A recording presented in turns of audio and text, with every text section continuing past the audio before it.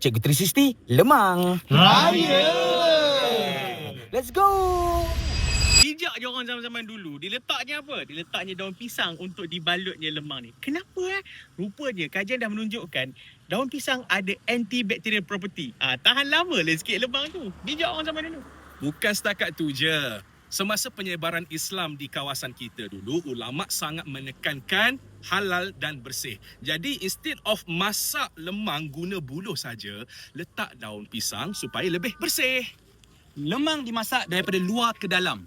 Jadi buluh merupakan bahan yang paling tepat sebab kuat, fleksibel dan mampu alihkan haba secara seragam.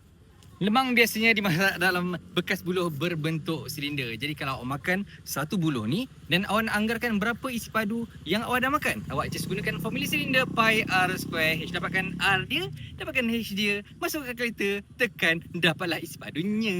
Kebiasaannya isi padu dia lebih kurang 1000 cm padu dan satu butir beras lebih kurang 0.02 cm padu. Maksudnya dalam ni boleh muat 50,000 butir beras. Tapi jangan isi 50,000.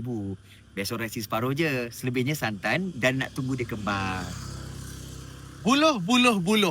Malaysia kekurangan buluh. Sebab apa? Untuk kelapa sawit, kita ada 5.7 juta hektar.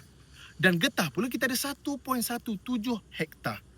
But persoalannya, untuk buluh pula kita hanya ada 4,000 hektar untuk tanam. Tak cukup untuk kita ekspor dan komersialkan ke peringkat antarabangsa. So tanamlah buluh. Oh, susah nak habiskan seorang-seorang. Itulah indah tradisi lemang waktu raya. Supaya kita boleh berkongsi bersama. Waktu raya, jangan lupa sanak saudara, jiran tetangga untuk kita kongsi kegembiraan bersama. Kami mengucapkan Selamat Hari Raya and Education must win!